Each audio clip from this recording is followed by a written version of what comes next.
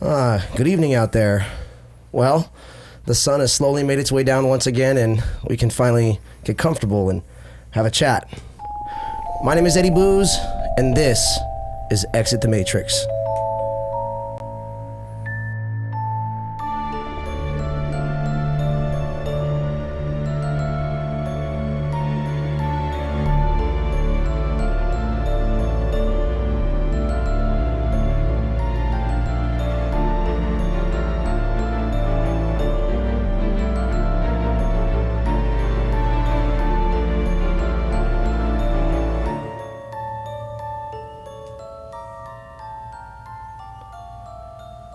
Throughout my life, I have traversed my share of rabbit holes, and like many of you out there, I have seen and experienced some things that I simply cannot explain. I invite you all to consider that this world may not be exactly what we've been told it is, and that maybe, just maybe, we haven't even scratched the surface of the absolute truths that lie before us. That being said, let me welcome today's guest, Mr. Mikey B, retired Green Beret, behavioral strategist. How you doing, brother? Great. Thanks for having me. Absolutely. Thanks for coming on, man. So, Mikey's from Indiana, and we were talking about what we wanted to do for the episode, what kind of stuff we wanted to talk about. And Mikey himself specifically wanted to talk about Yuri Bezmenov and the ideological subversion, how the KGB made America eat itself from the inside out. Now, you're pretty familiar with Yuri and his work. Why don't you kind of tell us a little bit about kind of how you got familiarized with Yuri and how you got familiarized with this, some of the ideological stuff that he's presented. So, ideology is everything that a Green Beret does from its very core.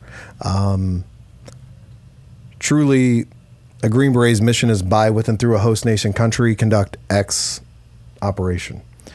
By, with, and through.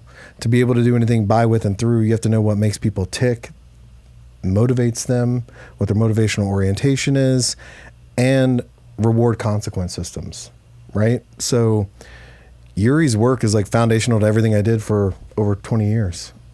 Really? Yeah. Interesting. Now, did you know that did you know that 20 years ago?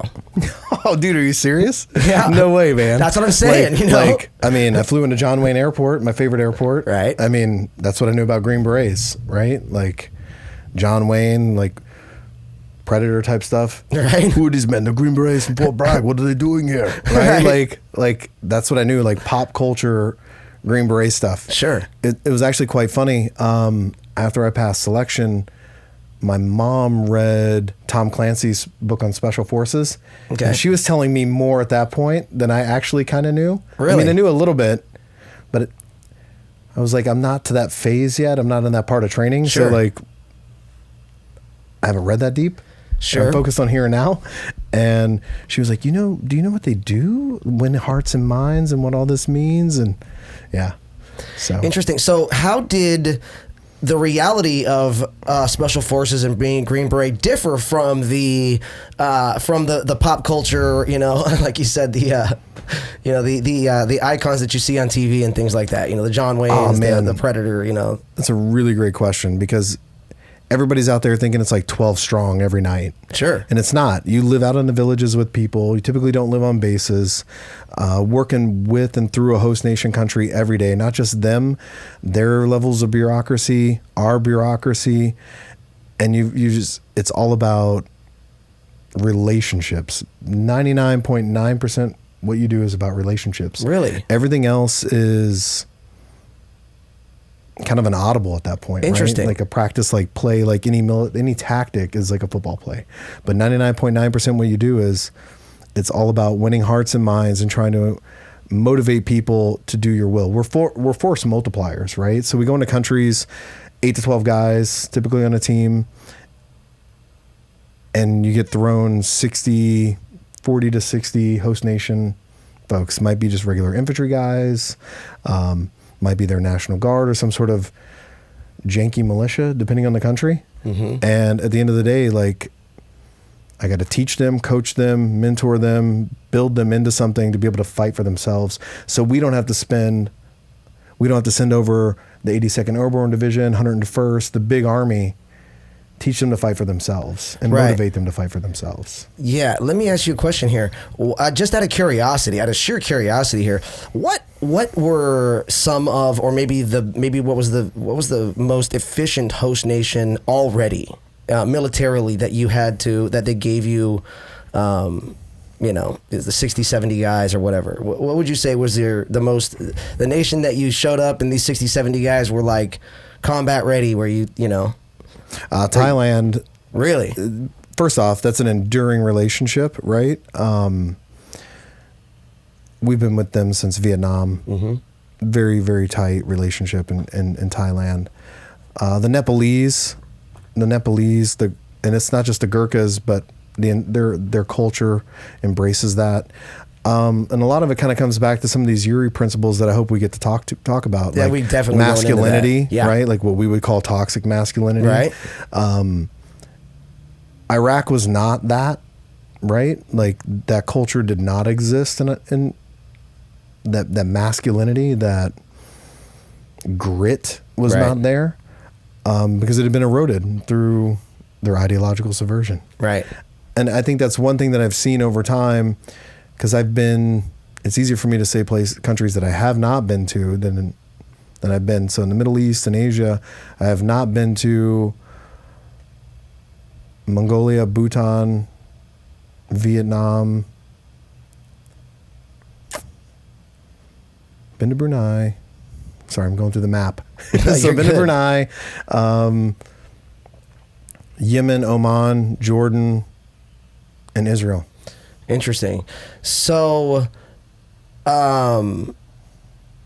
dealing, with this, like you're talking about, you said being a Green Beret differed so much from the pop culture version of it because you said it was 99% diplomacy, and the other part of it was combat, maybe. Yeah, or combat, training or things along those lines. But combat, policing actions, enabling. Really, that's the kind of the point of today's episode. Really, is it's not really about nukes; it's about narratives.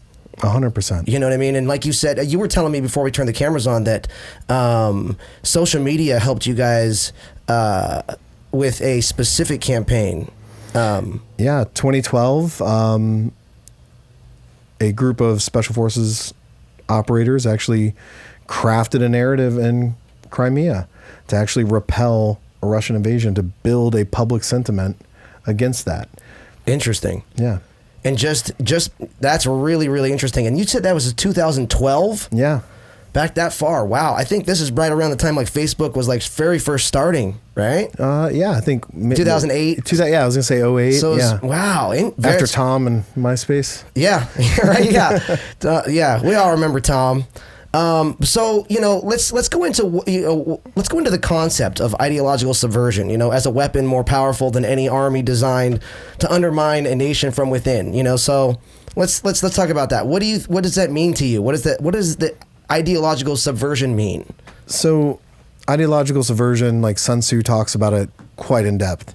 So, it's really finding something that is of value, the core narratives of that country, you subvert it, provide a counter narrative, not just provide a counter narrative, that you do it so much to a point that the other country sees it as a viable option. Mm-hmm. And not just a viable option, like they're salivating for it. Embrace it, yeah. And the other component to it is, as well, is war is not logical. Right. Nobody wins at war. I think everyone can agree that nobody wins at war. Economically, culturally, like nobody wins. Well, war's big business. There's money to be made there. Like you said, economically, maybe not wholesale, but somebody's making money. That's a whole other conversation about cost plus since World War II. I would love to have that talk, though. Sure, yeah. Part two. We're going to actually break this into two. We're going to talk when he gets back to Indiana. We're going to do another episode of this to go into some historical documentation and show some slides and some things like that about what we're talking about today as well. So, yeah. So with the ideological subversion, we're good. The ideological subversion, man. Like there's so many. So our greatest strength is our weakness. our freedom of speech, our melting pot culture, all these aspects are what make us vulnerable. So if you look back to why Japan was never taken over, because they were a closed society. They were a closed society. Even to this day, it's very homogenous, you know? And they're physically closed. They're spiritually closed because being Shinto, ancestor worship, I can't dishonor my ancestors. I can't do anything that's not of us, of our culture. Right. It's forbidden. It is still the country that's the most difficult for Christians to proselytize in. Interesting, really? In yeah. Japan? Oh, yeah. Give it a, no kidding. Pull it up on the screen. Wow, yeah. Jamie, pull that up for a minute. Yeah, we don't have a Jamie. So, but no, I didn't know. I did not know that. Stats, yeah. And I mean, interesting.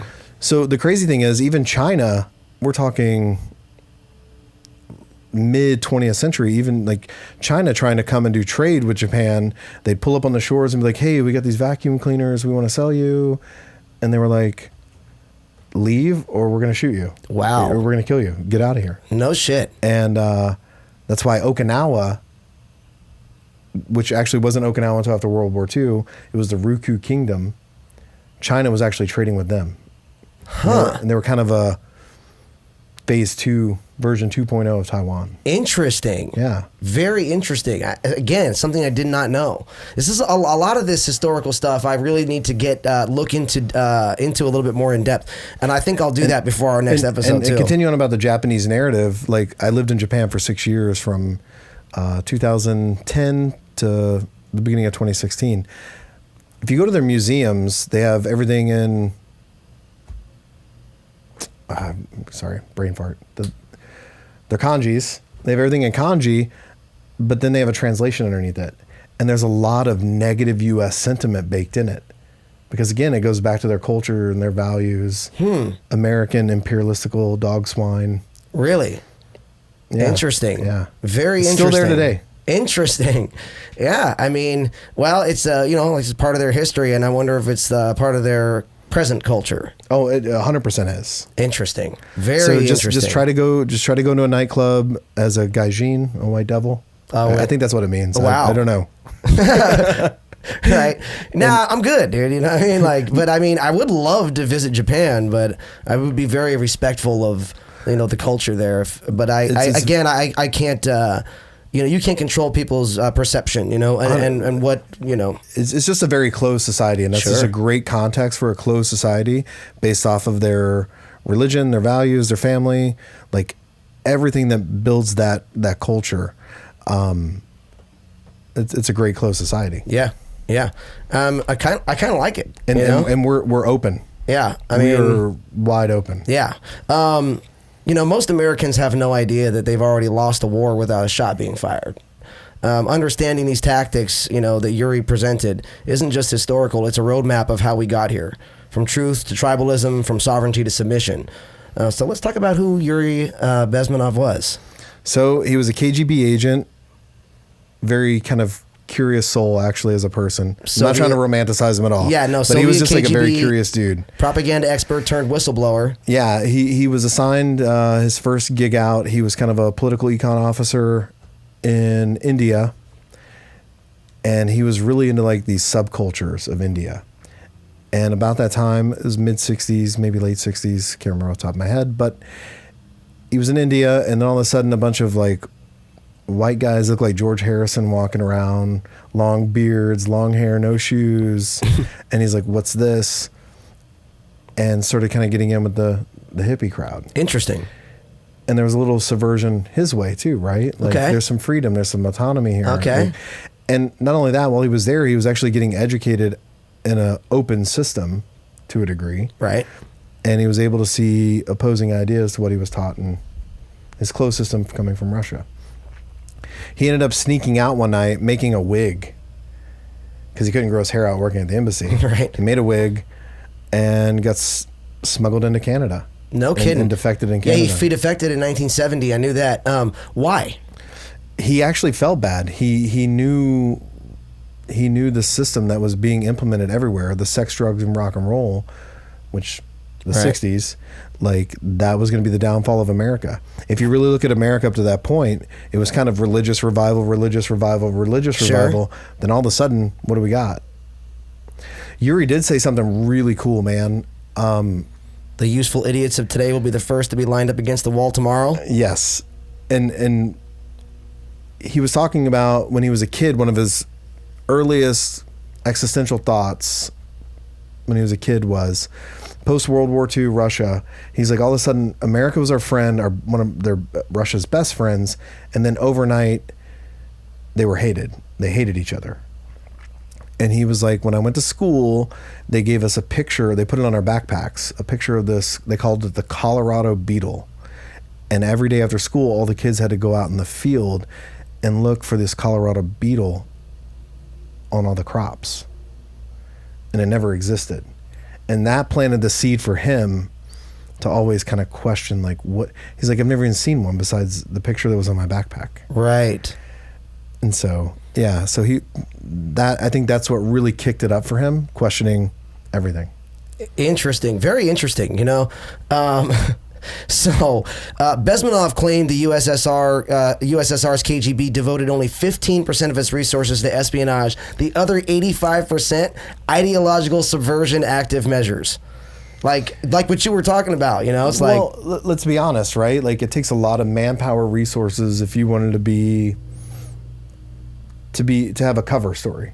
In Right. this day and age with facial recognition, retina scans, fingerprints everywhere, DNA in the room, right? Just Right. us breathing leaves DNA. Like the day of like those backdoor Cold War stuff, those days are gone. They've been gone for 10 years. Like, so Just subversion, 10? at least 10. I'm saying not near peer or peer Oh, for threats, sure, for but sure. across the globe. The reality is that it's so much easier to go into a country and be who you are and just change 15% of your story. You're there to make friends, be genuine, and cultivate relationships, like genuine relationships that you may or may not be able to leverage. I'll give you an example. I was in Bangladesh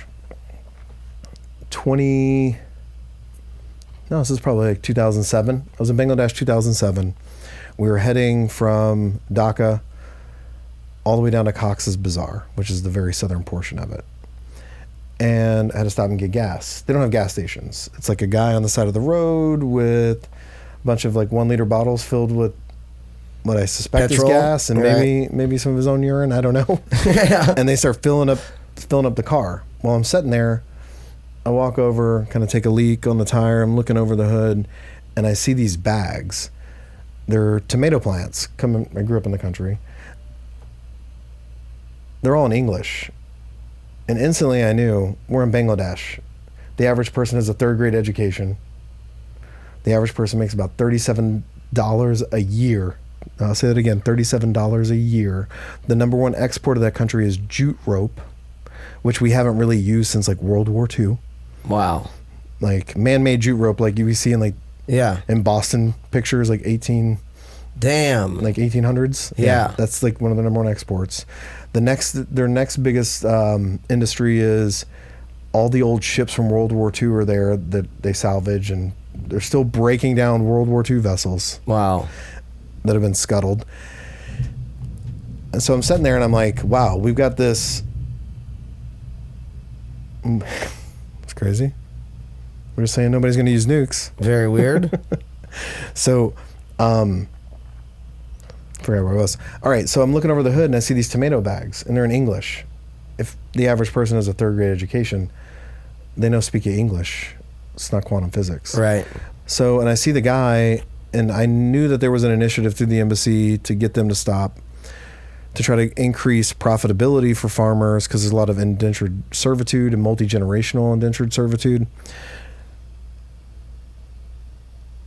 Change their rice crops to tomatoes. So I'm out there, and what do tomatoes need to grow? They're a vine. They need a basket. So I'm standing there. I got a raspy little crappy machete in the back, and I take a piece of bamboo and I split it, cut it thirds, shave the ends down. And if you ever Google any pictures of Bangladesh, you'll always see like plastic bags floating in the wind. Like it's littered everywhere. I take 3 pieces of bamboo, a couple plastic bags I grab, and start making a tomato basket out of it. I can't speak Bengali. It's not even a language the government really offers.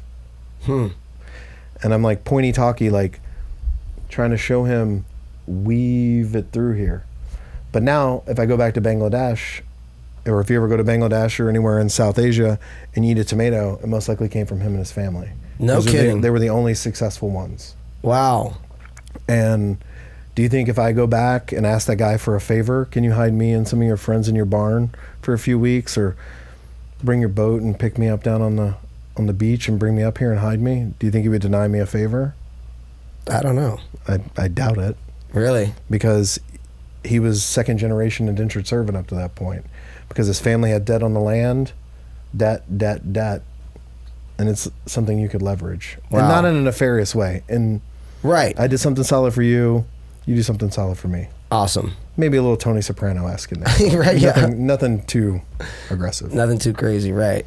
All right. Well, let's talk about the stages of the ideological, the 4 stages of ideological subversion that Bezmenov laid out. Stage 1, demoralization, 15 to 20 years. By the way, these are. As he laid these out, he laid them out in extensive timelines. So saying that it would take a certain amount of years to achieve, a certain stage. So stage 1 would be demoralization, 15 to 20 years.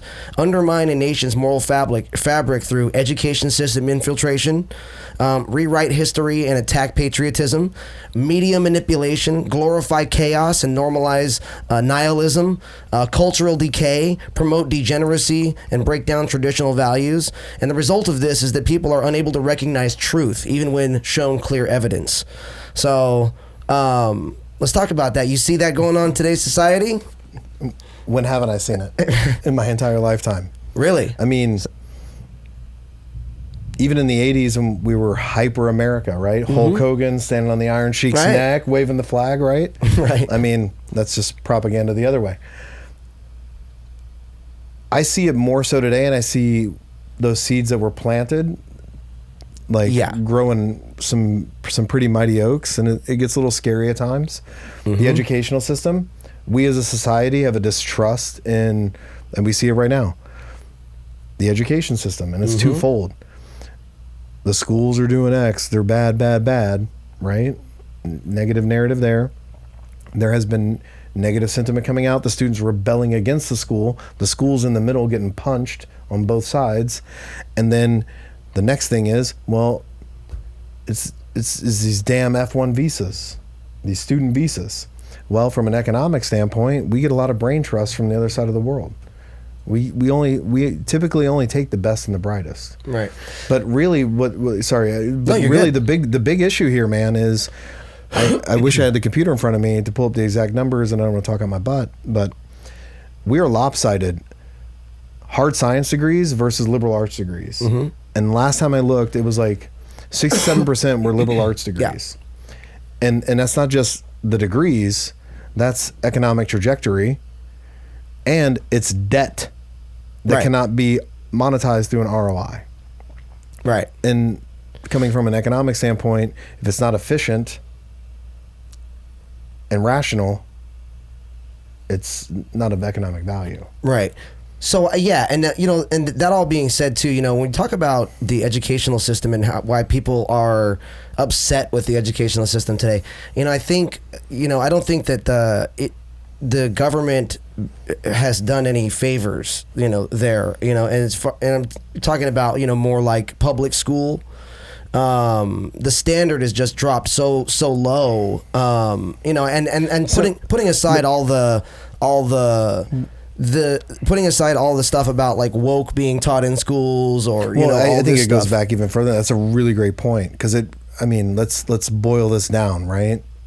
Let's get all the way to the core of it. To me, the nucleus is, and Yuri even talks about it in his very first interview, it goes back to Marxist-Leninist ideology. Right. So, to have free will as a human being, I'm a farmer, you're a cobbler. I'll trade you 5 bushels of corn for 5 pairs of shoes. Right. You determine how much effort and energy and talent it took to make that and what it's worth. And I'll let you know like how much energy and effort it took for me to produce this corn. And we barter. So we give it back and forth. The issue is when C comes involved. Right. Which is the government. The government, exactly. Or some sort of middleman. Correct. I like saying middleman. Exactly. Because then it allows us to open that construct up to look at it from different angles. So we put the middleman in, C at the top, and the middleman says this.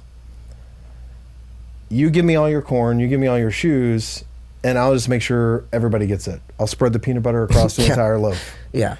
And I don't get a say in my value. You don't get a say in your value.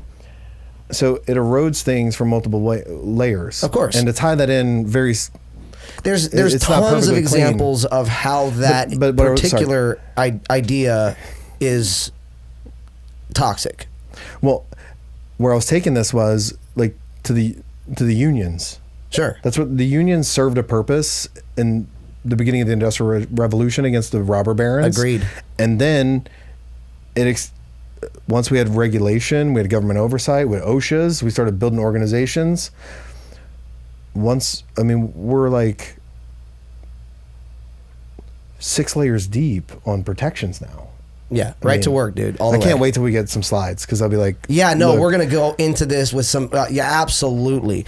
No, I absolutely agree with everything you're saying. It's not just so if you wanted to teach something in a public school, who blesses off on your curriculum? Well, it used to be when we were kids, the teacher wrote the curriculum, they spent time and had to write, and now it's top driven. Yep. It's top down and the who's stuff in the middle? Right. A union. And the union's getting kickbacks from somewhere else. Yep. And they're getting foreign influence money. Potentially, not always. But being injected right down our throats. Right, exactly. There's no choice there. And that's the problem. The problem is when we don't have choice. Like you said, break it down to the free market. When you free market and when A is trading with B, we don't have to deal with the government regulation. But when government decides that they're going to step in, the bar always lowers every time. And I'm just talking about when the government decides to present us with services. In general, when you're talking about like the idea of just an economic Marxist society, like that's government takes all and then spreads the wealth to everybody. That never works, and all it does is take away the motivation for anybody else that's going to produce. I like to bring an example up. There's an example that there was this college professor. At the beginning of the class, he told the whole class, "I'm going to give you guys a average grade for the year, for all your tests and for the year." Test number 1 came up a couple weeks into the class. Some of the people got A's and B's, some of them got C's and D's. Class ended up getting a B- average for the first test, okay? And people who got A's, got 100%, they were pissed off because they worked really hard for that grade. The people who got C's and D's and F's, they were stoked because they didn't have to do shit and they got a B-, right? So by the time the next test came, those people who got A's, they didn't feel like working as hard to carry the rest of the class. So what they do, they stopped working as hard. And all of a sudden that class average dropped down to a C, dropped down to a D. And eventually the class ended it like a class average of a D because the people who were working hard weren't motivated by having their hard, they weren't motivated by being rewarded for their hard work. Do you see what I'm saying? Yeah. And that's what happens with a society when you implement that kind of economic system. When the government says, we'll take and then we'll give everyone else and everybody will be totally fine. And that may work in times of absolute despair, when a society or a community has been ravaged by war or by some sort of natural disaster. Maybe then it's, hey, let's gather our stuff and let's really put it out. But other than that, when you have a free market society, when it's thrive, not survive, that doesn't work. 100%, because the way the human brain works is stimulus comes in, goes into my black box. My black box is based off of past patterns I've seen. Yes. My values. Yes. Who you are is how you grew up, right? Bounded rationality, right? Then before I derive a perception and start to formulate a plan, what happens next is my motivational orientation. What's the reward? What's the risk? Bingo. Right? Punishment. Yep. Risk, punishment. The next component to it is like, am I trying to build in my life, achieve something, or am I in a legacy preserving? I'm no longer willing to take those risks, right?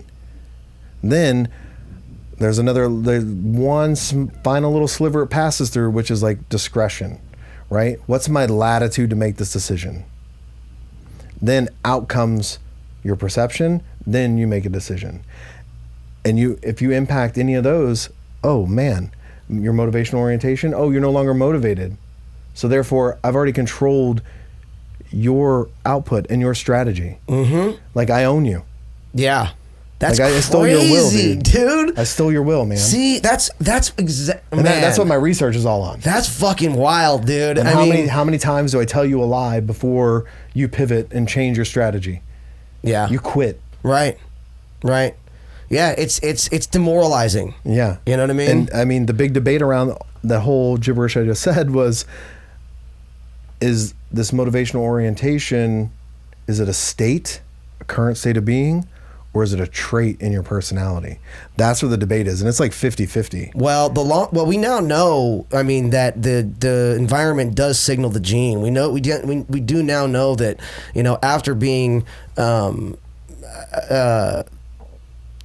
after having some whatever it is in your life, enough of that, your brain doesn't understand the difference between a real event happening and the thought of it happening. Do you see what I'm saying? Where does the thought come from? Like, not to get philosophical, but like... Right. No, yeah, exactly. So, you know, we don't know that our environment does signal the gene, which means over time our DNA will grow new receptors to receive whatever hormones that our brain is secreting whenever we're having these things. Dude, I'm so glad we're here, because this is where Yuri really kicks off. And like my research and what I'm working on, like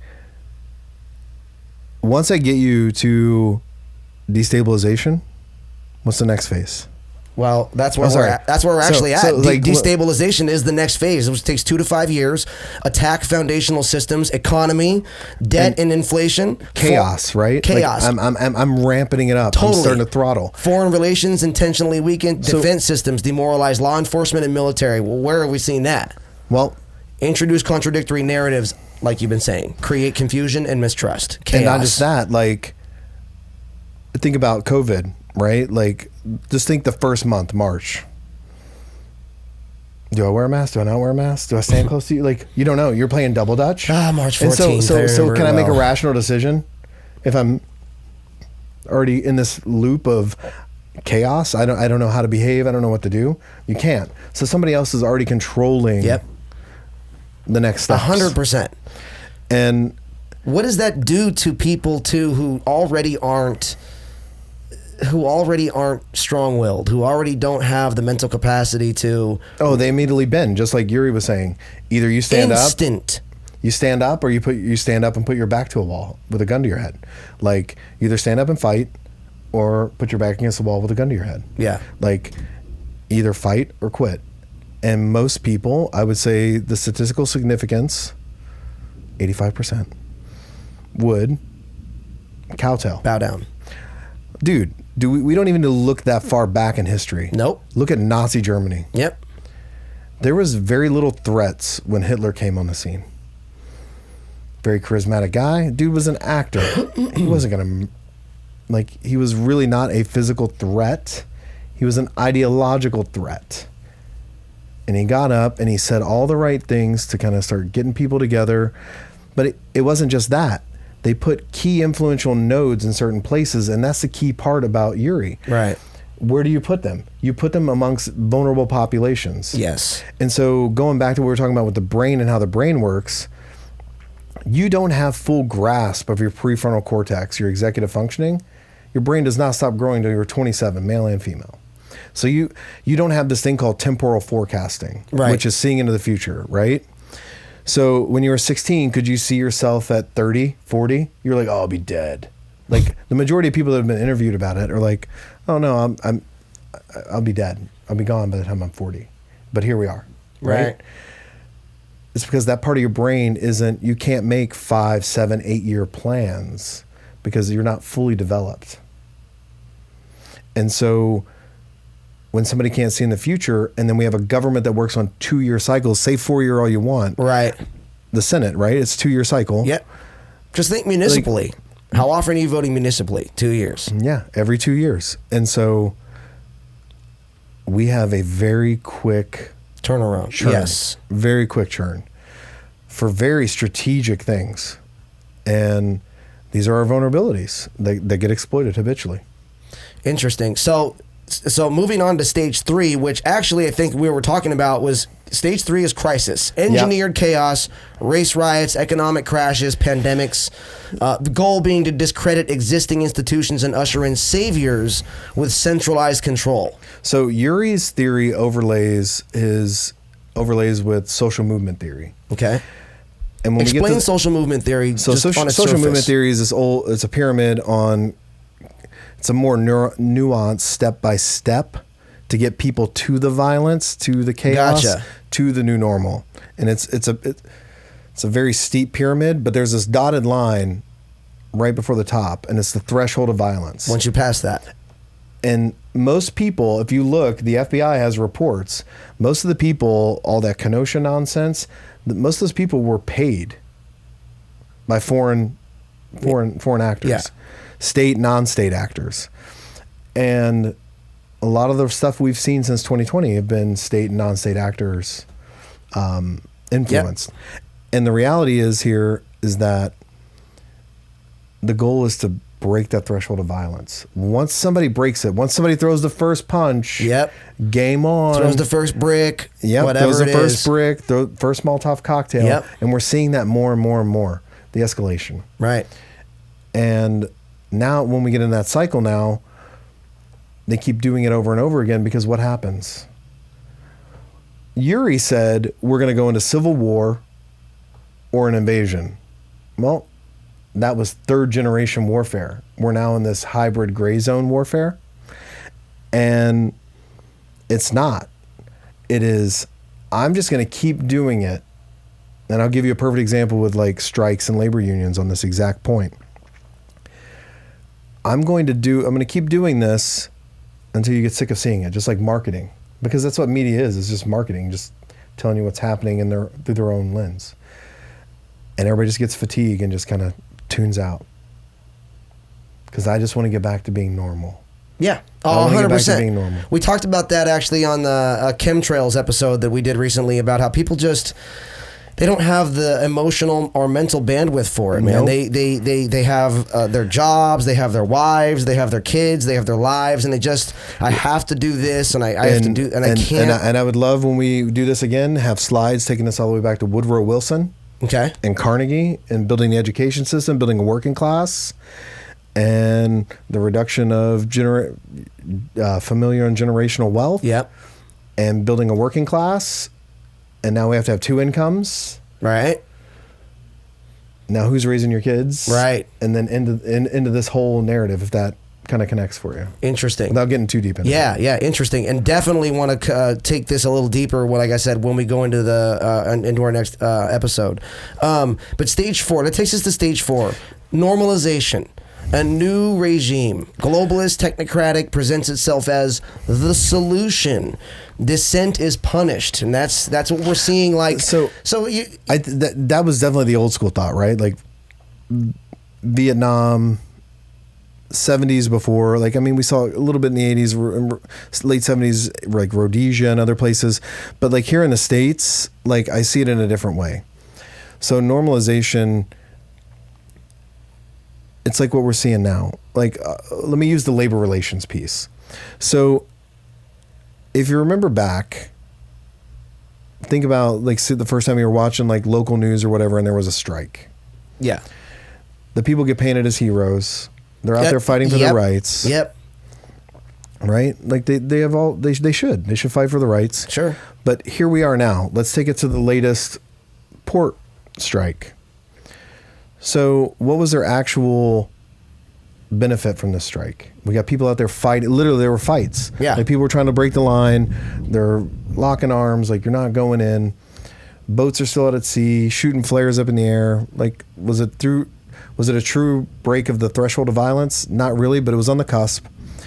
But really, what ended up happening out of that whole piece is they got a 5% pay increase. The port was shut down for 7 days. The nation lost $36 billion in ancillary due to the velocity of money. Right. But who won the union? Does that make sense? But did you watch all that? And did you put all that together? Did the news put it together for you? Like, nobody did. I had to go look all this stuff up, man. Like, nobody's putting it together. Not even The Economist. They'll hit the wave tops. We've become so desensitized. That's what I'm talking about with this normal. We've become so desensitized to it. It's like me driving through the country. And if you came to my house, like, especially if Gersh came being a vet, all the cows and horses we drive past, he's just like, oh my God, we're driving past, like we're seeing cows. I live in LA. I don't see this stuff in Orange County. Right. But I see them every day, so I'm blind to them. Like I tune them out. And so like we're just tuning stuff out. Yes. Agreed. And that's the goal. You know, that's the goal. And you know, the goal is to do that so much that we accept, and like you said, not only accept but embrace this new norm.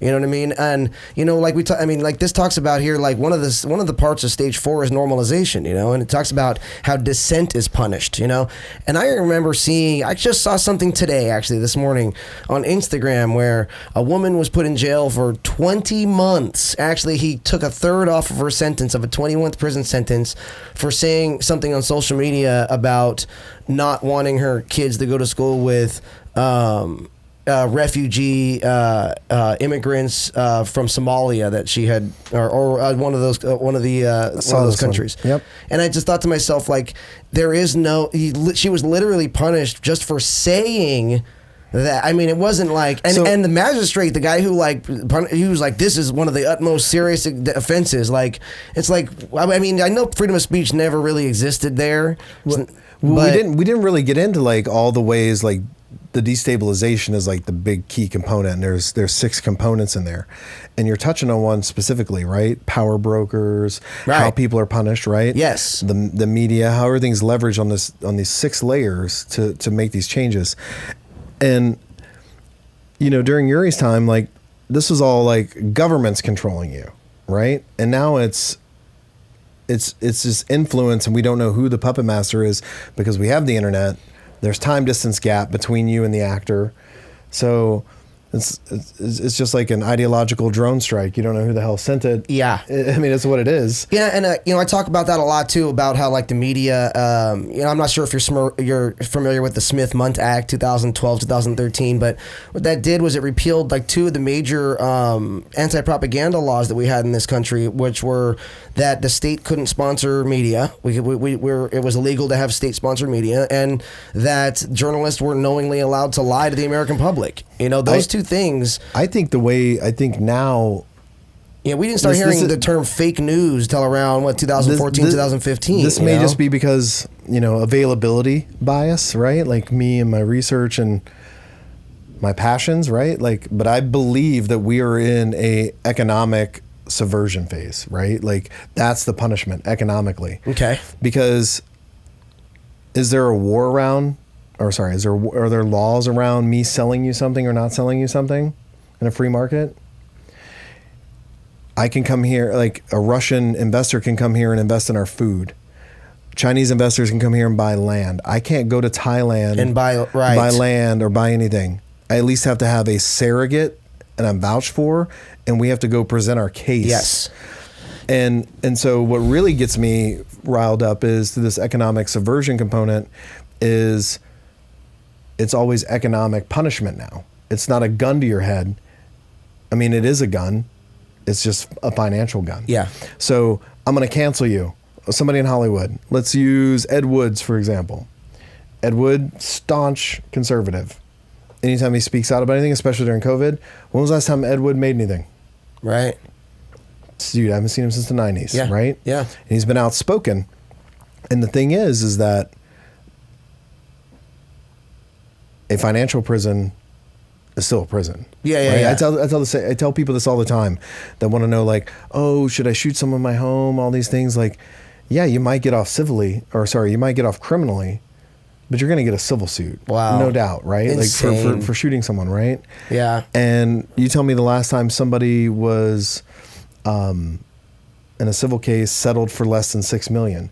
If you got NRA or some of these other like concealed carry permits, USCCA it's like whatever, $2 million, I think is the max off the top of my head. So you're stuck with 4, and your homeowner's insurance isn't going to cover more than the value of your home. So there you go, right? Where's the $6 million? Now you're in a financial prison. That's crazy. So financial prison is the same thing as prison in my mind. Right. And there's so many ways that the government instates that on its citizenry. From child support to... Dude, that's a whole... I mean, we're talking, there's such... I'm just like using it as an example. There's so many different... Do you want me to throw out my child support and spousal support number when I retired in 2018 and got my divorce? It was $5,600 a month. A month? Yeah, bro. It was actually, I think it was like $5,624. For how long? Until the end of 2020, and I convinced her to move back to Indiana. God. And I even helped her move. God bless you, bro. Paid for stuff. Like, yeah. God bless you, dude. That's crazy. Dude, this place is on crazy pills. Yes, 100%, dude. And then, that's... Yeah, that's wild, man. So yeah, I mean these are just some of the basic stages, that we were going over of the ideological subversion here, But I do want to say one thing, right? Yeah. Like anytime an ideology or anything pops up, it's easy to catch it, right? So how do you discern if it's marketing or if it's misinformation, disinformation, propaganda, subversion, whatever you want to call it? Yeah. The easiest way is whatever what this alternative that's being suggested to me, is it efficient? Is it actually pragmatic and realistic? And is it rational? Mm-hmm. Right? And if you can't connect those dots and it aligns with free market capitalism, it's being injected on you by Iran, by China, by Russia, because their goal is to destabilize the U.S. economy, because that's the only leverage we really have in the world today, because they have closed societies. Iran, oh, sorry. You're good. You need to take it? No. Hard pass. So, Iran's a closed society. China's a closed society. 100%. The closest we ever got in China was, do you guys remember the yellow umbrellas? No. In Taiwan and Hong Kong? That sounds really Look familiar. up the yellow umbrellas. Why. I will. Look up the yellow umbrellas. I will. I sound really familiar, but I don't know why. Remember a bunch of college students were protesting against China and all their aggression and the Uyghurs and everything? Yeah. And they carried yellow umbrellas to repel the riot grenades and all that. Interesting. So they're not just playing the game with us. We're all playing the game. Of course. Let's just be open kimono. Yeah. But we're not trying to destroy nations. We learned our lesson very, very hard, 50s and 60s as a country. Nobody wins from war, banana republics. Nobody wins from VUCA. It's a military term that's now huge in academia. Volatility, uncertainty, complexity, ambiguity. Nobody wins from those environments. Right. And so we're not trying to impose that on anybody. We want to get back to stabilization. Right. Well, that would be nice. Let's aim for that. You know what I mean? So I just want to touch on this too. So, since we're talking about the KGB and the ideological subversion of America and American values, I wanted to touch on Saul Alinsky and the Rules for Radicals for a minute here. The American Manual for Mayhem. Alinsky's 1971 book, Rules for Radicals, was dedicated to Lucifer and became the operational handbook for ideological chaos. Who was Saul Alinsky? He was a community organizer with Marxist leanings. He actually mentored Hillary Clinton, actually. And Obama. What's that? And Obama ties. And Obama, and he inspired Obama's early activism. The core tactics from Rules of Radicals are like things along these lines, like ridicule is man's most potent weapon. and to mock opposition until they lose credibility, or make the enemy live up to its own book of rules, weaponize moral consistency, pick the target, freeze it, personalize it, and polarize it, cancel culture before it had a name. Long-term goals, create division by exploiting class, race, and gender. Does that kind of tie into what we're talking about here today? It does. Overwhelm the system through orchestrated crises. Exactly what we were talking about with Bezmenov. Replace free market democracy with elite managed collectivism. You know, it's what we're talking about. So the globalist parallels, though, you were talking about who benefits. You know, dude, like robber baron style stuff, right? Because why would you? Where's your loyalty lie? Mm-hmm. What is your epistemological, what's your ethical base on all of this as a globalist? If you're a globalist, like, I just don't get it, because I can't go. It's very difficult for me to go to like the Maldives, right, and start an ice cream factory. First off, they don't even have a word in their language for ice. So how do I get to ice cream, right? Right. Like, I don't understand the positioning besides robber baron style, cheap labor, increased margin, profitability. And I understand there's an economic positioning gain on everything. However, you would want the advantage to be towards your nation. And as Americans, the best thing we can do, like truly in this front, now that we're kind of on this topic, like 65% of every dollar you make is consumption. China's 35%, right? And if we slow down our consumption just a little bit, the globalist demand won't be as much, because we're the fat kid at the buffet table, just going to town. Interesting. Do you think that this is just a question, just kind of curious your thoughts on this, but do you think that the populace adopting alternative forms of currency, such as like precious metals or like cryptocurrencies, especially like non-surveillance coins like Monero or things like that, do you think that might be possibly a way to also take some power back, become more individualized? All right, so to go down a rabbit hole financially. So a couple things. Paul Volcker, probably one of the top 5 greatest Americans ever. He was voodoo economics, EO economics, trickle down economics. So Paul Volcker really figured out in a quantum mathematic way how to capitalize on the industrial military complex. For every $1 we spend on the industrial military complex, we make $7 to $8 back. Okay. So there's money in war. It's not just war. So it's also leverage around the globe. Okay. And so since everything's valued in our dollars, we have control. That's why the BRICS component is gets a little scary, because it's like 51% of the world's population. We're going to get, let me finish this component about the industrial, how we make the money. Yeah. So step 1, we invest money from tax dollars to build fighter jet. Okay. That fighter jet, all the ancillary components, those also create money. All the people that they go shop, increases the velocity of money circulates. So we go down the line, we get to even when we stop using it, it doesn't lose value. For example, oh God damn it, we left all those Humvees and helicopters in Afghanistan. I don't know the details, but it may have been a backdoor closed meeting and deal, because that's how we off-ramp debt, is giving away our old shit, to be completely blunt. So, for example, the numbers may not be exactly right, probably in the ballpark. So we told Turkey if we launched from K2 into Afghanistan, we'd give them like $2 billion, right? Well, the war just ended, like last Tuesday? I mean, seriously? And Turkey's like, hey, where's our money? And we're like, okay, hey, we'll go open up the vault and see what's there. We open up the vault. All that's in there is all of our mortgages, and a bat flies out and some cobwebs.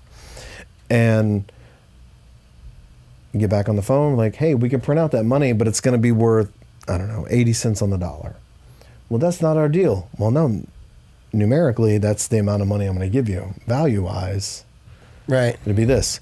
Or what I can do is, I hear you need some jets. Right. Or I hear you need something. Oh, we'll bring that right over. Bring it over. We don't give them complete junk. It's not a rent-a-wreck like a fucking used car lot. We give them good stuff, but exactly that. So that's like interesting. round 4. So we get there, we give them the jets, and they're like, "Give me back your debt note. We owe you nothing. You owe us nothing. See ya. Peace." Interesting. Then the next step is, this is where it gets really interesting, and how we pass our debt around. And obviously, this is very generic. Don't take this exactly literal, but this is loosely the process. Then we just flew it in with just enough gas to limp that sucker in there. Like, it's like a car dealership. Right. You're not getting a full tank until you buy it. So we leave the plane there. They come back and they're like, call the embassy up and they're like, "Hey, we don't have guys that know how to fly this. It's all in English. It doesn't have computers. It doesn't have bombs. We don't have the JP8 jet fuel for this. It requires special things. We don't have any of this." We're like, "Sending a guy over to talk to you right now." Okay. So we go over. We're like, "Oh, we'll bring you all this stuff because we got warehouses of it." Right. "Oh, open your mouth. You now owe Portugal or whoever else we owe money to, hypothetically. Now you owe them money. Boop. Whatever the value of that is. Boop. Okay, deal? All right, now eat that. That's yours." Interesting. And so we pass the debt. Around. Interesting. Through the industrial military complex. Very interesting. That's why when I hear the narrative, "Damn industrial military complex," like you don't even understand it. Like some professor at your local state-run college is feeding you half-truths, man, because you don't understand it. And if we didn't have that, we would have been broke, because that was how the money was coming down. Reagan declared 2 wars, right? We got to go get those commies again. McCarthyism like 3.0 at that point. We got to get those commies. Industrial military complex money, that's the trickle-down component. What else did he declare war on? Drugs. Now I can, literally, he declared war on drugs. Now I can inject money into local communities, running these DARE programs and things around the country, sandwich the money in the middle. Interesting.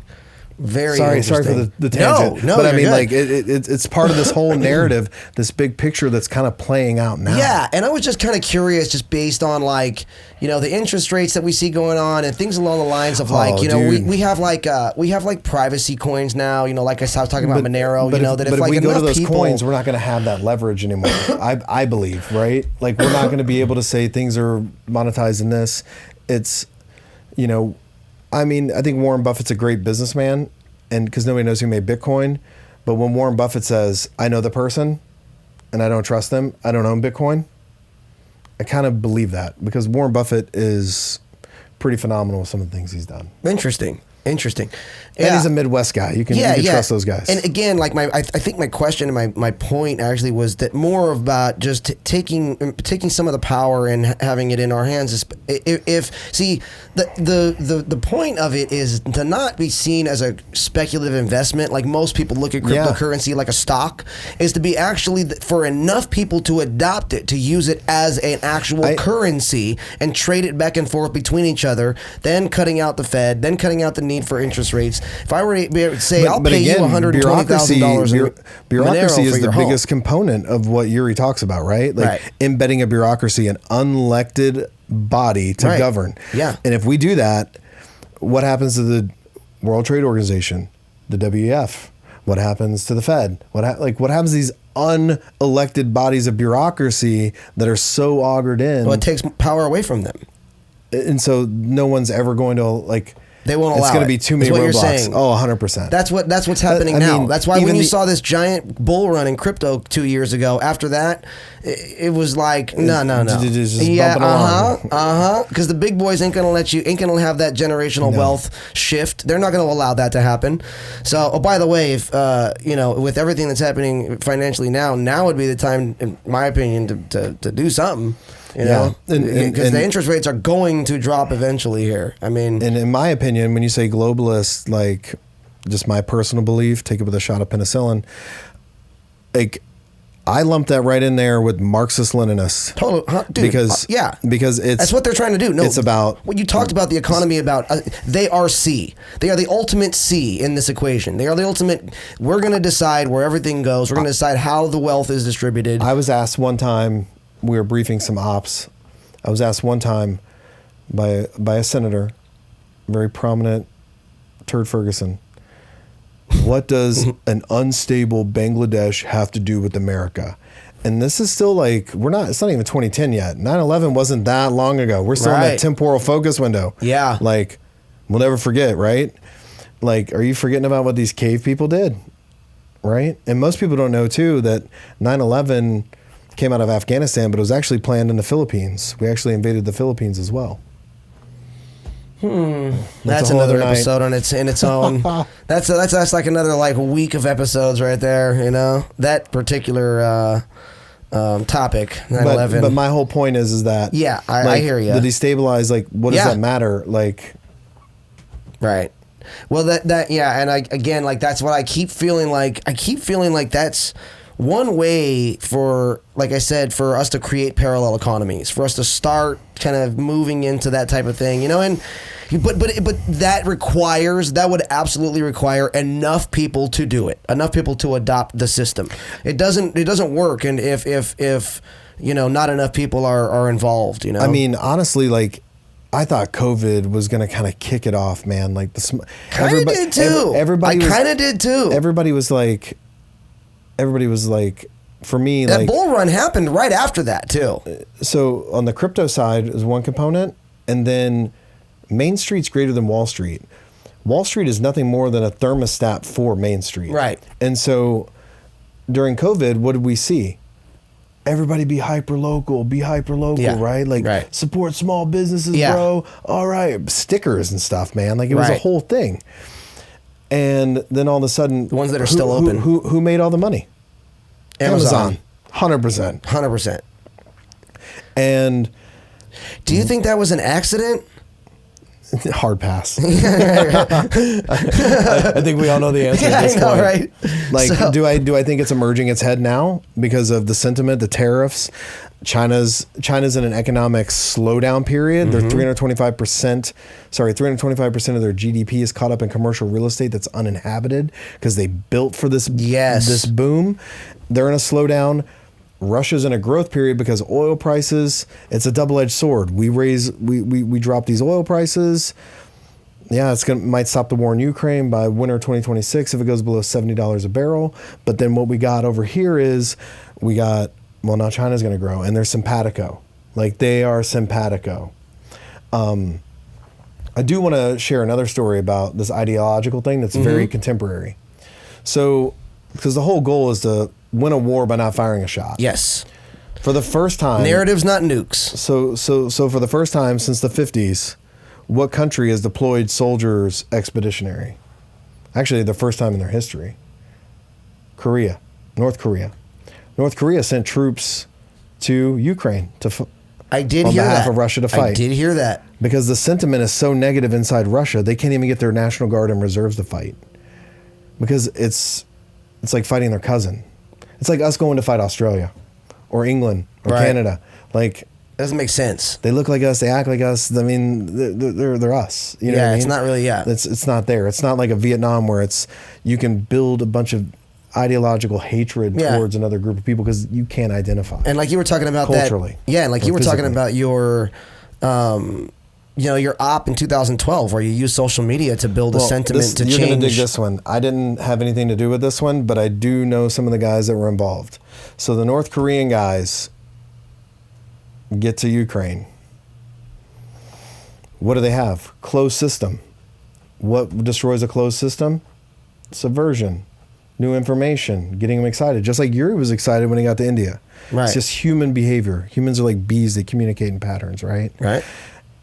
We know that they don't have access to open information. Instead of sending bombers, tanks, planes, and billions of dollars, what about a couple thousand iPhones dropped that are already unlocked, already ready to roll? already fully loaded with whatever apps, YouPorn, browsers, because they've never seen this in their life. Right. And what's above us in the sky?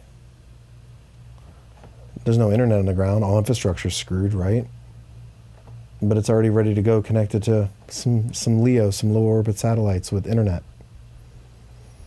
Those guys have been there for almost a little over a year, and they've left their base 15 times. Very limited kinetic operations, no threat. All they're doing is playing on their phones. No shit. And not only that, now they got the phone, they're seeing porn and other things, right? And then now what happens? Now I know what they're doing. I can track them. Think about all the other second, third order effects of this, right? Right. Like, it gets pretty extensive. Now I can influence narratives. Sure. Simple. So why send a stealth bomber? Why send a nuke? Why send all this stuff that is precious, rare, and expensive for us to rebuild when we can some say connect on a human level? Yeah, some say that World War III, that there will be no bullets fired in World War III. That'll be a war of data, a war of influence and narratives. And I think that's kind of what we're talking about here now. I think the question is, like, when do you acknowledge that you're in the middle of it? I think because you've never seen it before. Wars have always been fought with bullets. Wars have always been fought with bombs. So my brother's a data scientist. Okay. Right? So him being a data scientist, I wouldn't say whistleblowing, oversharing potentially. Sure. And the stuff he's telling me that they're doing for consumers and political campaigns and things like that, I'm like, this is the shit we were doing during the war to locate, get patterns, build patterns of life on people. And I'm not talking like, oh, you went to Starbucks this morning. Like, you went to Starbucks at this time every day, and like, and I keep further refining it through the device more and more and more. And I'm getting high significance in who you are, your behaviors, what you do, your network, who you're connected to, etc. When you click yes to cookies or answer yes to terms of service, they're all doing it to you. And not only that, they're selling it. Just generically. Oh, yeah. So just generically. 100%. Like, so our economy, we're now in. I'm about to do a terms of service episode. So now, like what some economists are actually calling, I think the guy is actually up for a Nobel Prize, man. Data surveillance capitalism is the era that's being coined. If you know anything about it, go on Google Scholar and look it up. Don't read some of the other generic crap. Sure. Go on Google Scholar, read his paper and his research. Yeah, something people don't do anymore is they don't research and parse raw data.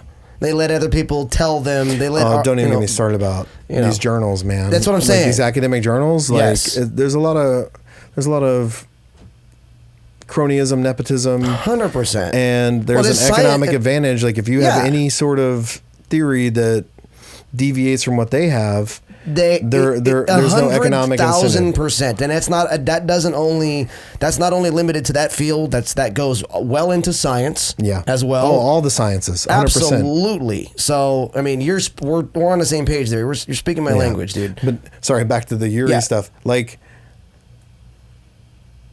human beings, Maslow's hierarchy of needs is the same for me, somebody in Korea, Vietnam, Antarctica. It doesn't matter. Like, those are the leverage points. It's just the open or closed society and knowing what people are taking advantage of. And next episode, I would like to do, and any listeners may hit some hard buttons, but I would like to walk the history with you. I've got it already on my laptop, like the history of social justice and where it started in 1870. Let's go.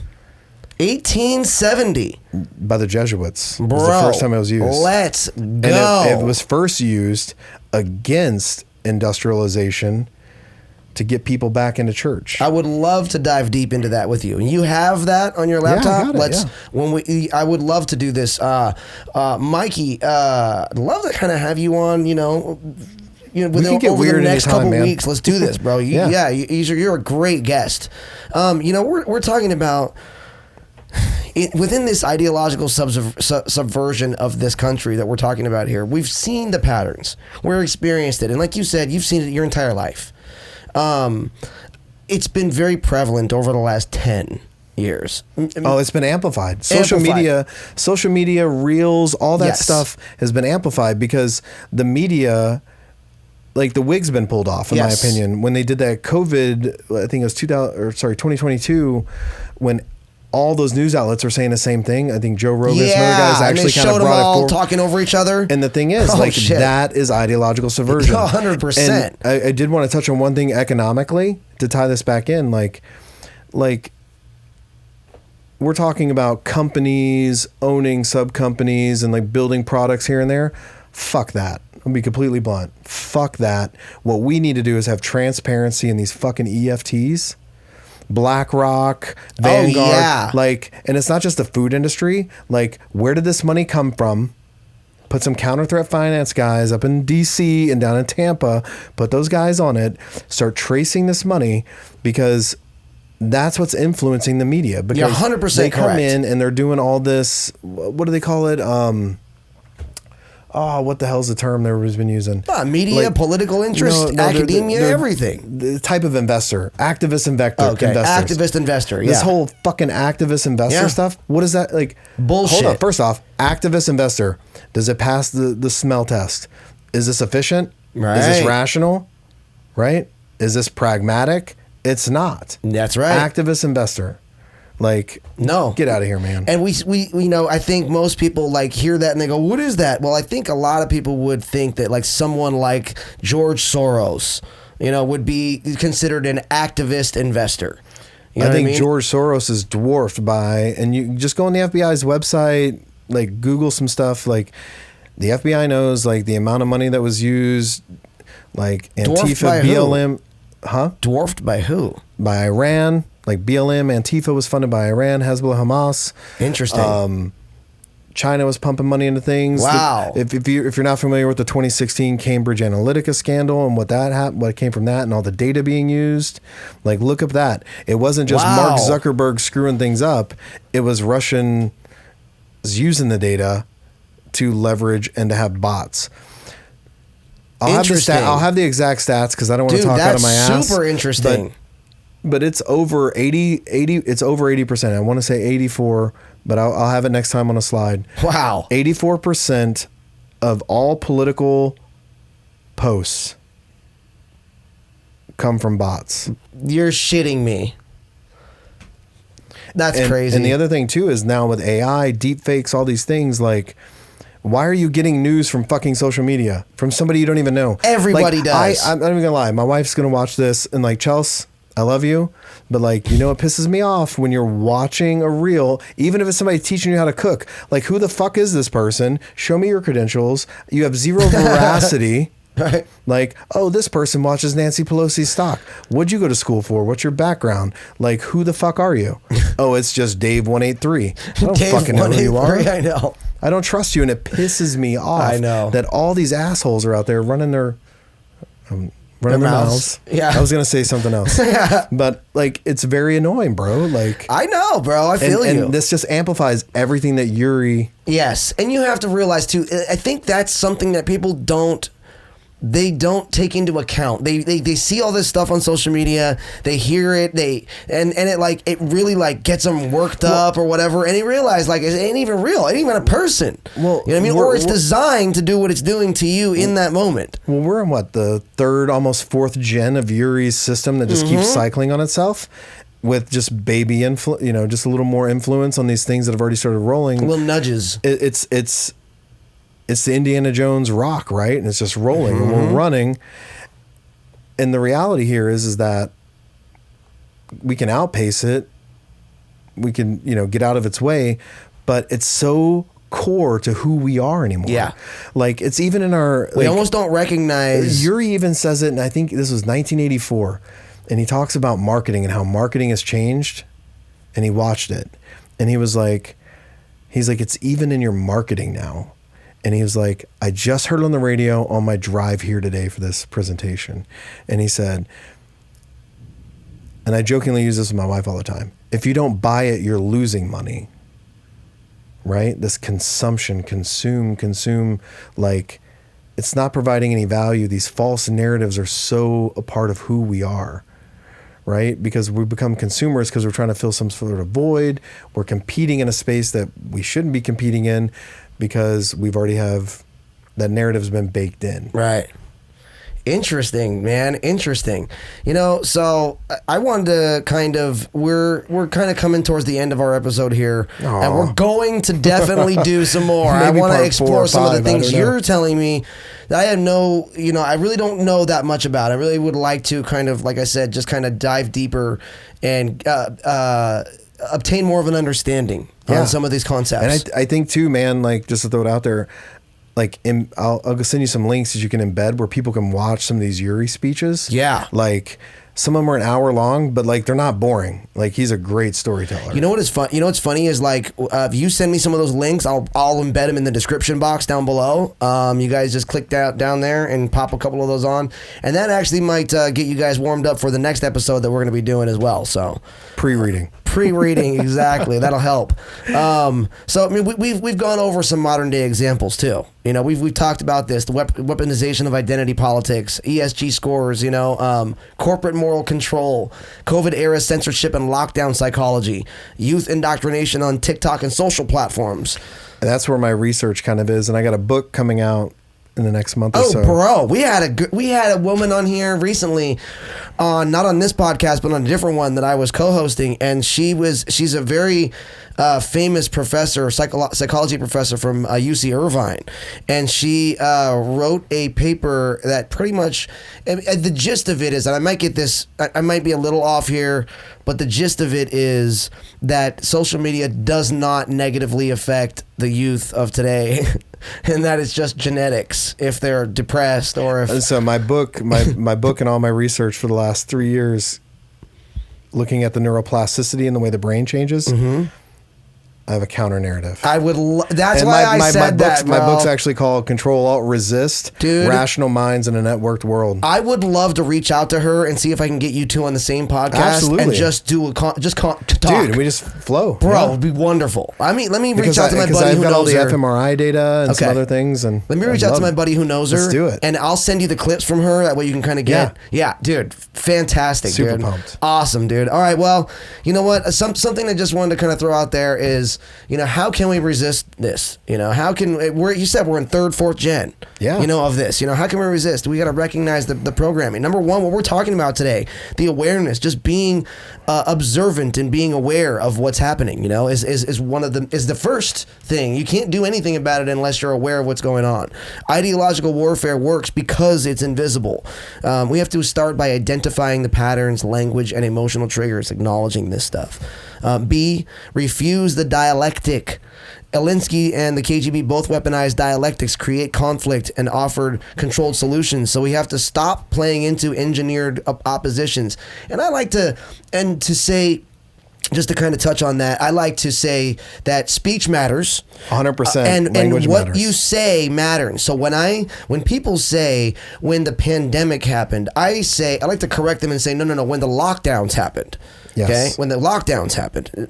Okay. I had COVID in like January during SHOT Show, right? Like months before. Yeah, same. Exactly. It was like New Year's, like right after New Year's, dude. It was right then. Yep. So rebuild the immune system of a nation, you guys. Protect independent media, which I think is more prevalent now than ever. And I see things like Donald Trump opening up places, in the White House press room for independent journalists like Tim Pool and things like that. I think that's a step in the right direction. The unfiltered live streams that he's been doing. Yeah. We're all, but the thing is, we're getting a little. Yeah, we're getting a little off top for sure. But I'm just saying, in general, just making sure that we protect independent journalists 100%. and not allow legacy and corporate media to craft the narratives for us, because that has only got us to where we are. That's only gotten us into the 3rd, 4th gen. social media was only made for you to connect with your family and friends. Correct. And Tom is still your friend. And Tom is still your friend, exactly. So, you guys, another thing, homeschool or decentralized educations, promote critical thinking and faith and localized resistance. And then, I gotta say, it was only when, I've been a Christian my whole life, but I stopped going to church when I was about 16. And it was right around the time of the lockdowns, and they said, you can't go to church, that I was like, wait a minute. Maybe I should go to church. You know what I mean? Maybe when you tell me not to do something, I'm going to do it immediately. And I started going, and I haven't stopped since. You know what I mean? But promote critical thinking. It's something I said earlier in the episode is I don't think enough people, and I say this kind of often on the show, start doing your best to parse and analyze raw data. Find the raw data, analyze and parse it for yourself. Use your own critical thinking and exercise that muscle. Not only does that muscle become stronger over time, it allows you to help yourself discern between those things instantly instead of having to go and do long periods of research. No, you start seeing, that's not right.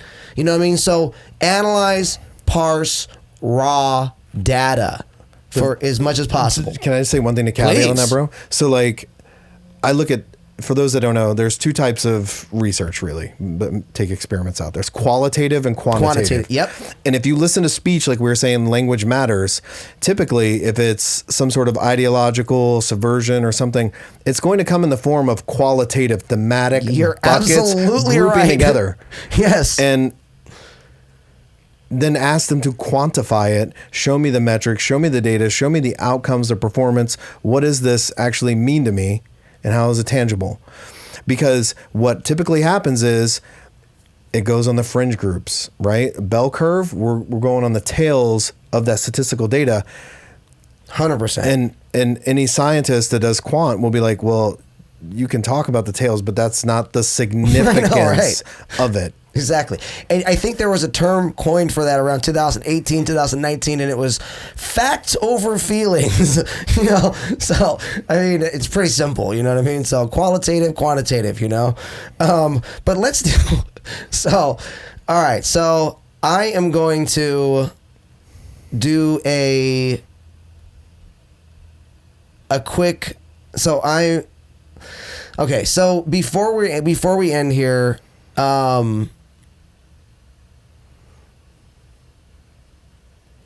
we've kind of gone into some of the stuff we've touched, we've surfaced this. I was going to do a little interactive game with you, but I think I want to go into this a little bit more and prep this a little bit more for the next episode. Absolutely. Now that I know I got you for an episode 2, let me flesh this out a little bit more, and then I want to run you through an interactive segment called Find the Subversion. Okay, so I kind of put this together, but it's a little loose right now. And after we've kind of gone in and explored some things in depth, I feel like I could make this a bit better. So it's choice architecture. I'll teach you the technique for it. Perfect. I love it. Yeah. Awesome. Well, you know what, Mikey B, thank you so much for joining me today. I really appreciate your time, man. Dude, this was great, man. I loved it. Seriously, anything to wake people up. Yes, dude. Yes, and yeah, bro, I feel like I wake up every morning and it's so frustrating. You look around and it's like, how are you all still asleep? Dude, I grew up as a punk rock metal kid. Me too. Right? And so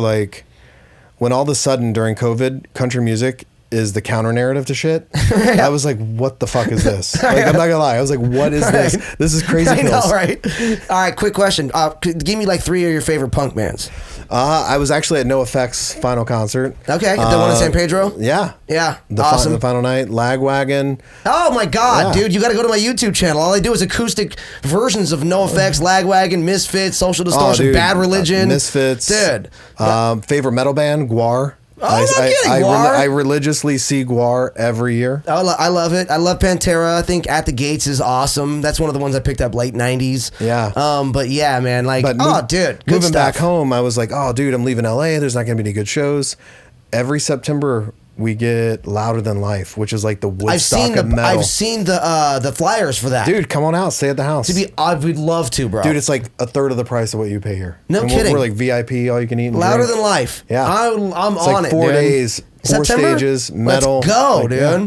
I plan on heading out to Vegas sometime in September to see the Eagles again. I saw them at the Sphere. My wife was like, "Oh, the Dude, Eagles." so good. I've seen them twice in the last 2 years, dude. Forum once. I was like, you know, great show, great seats. And then I saw them at the Sphere, but I got the ones like right in the middle so you can catch the show. Yeah. Bro, it's like a VR dome. It's pretty intense, dude. That's great. It's pretty intense, dude. My buddy went to Maiden. Oh no shit! At the Sphere, and Bruce I was like, Dickinson, I hate you. dog. I hate you, dude. No shit, dude. All right, well, you know what? We gotta end it today, but we're definitely gonna jump on another one of these, you guys. And that's something I always like to remind you guys, that we are spiritual beings having a physical experience, not the other way around, you guys. So one more time, thank you guys so much to my guest, Mr. Mikey B. Appreciate you guys. And you guys, my name is Eddie Booz. This has been Exit the Matrix. Take care, you guys.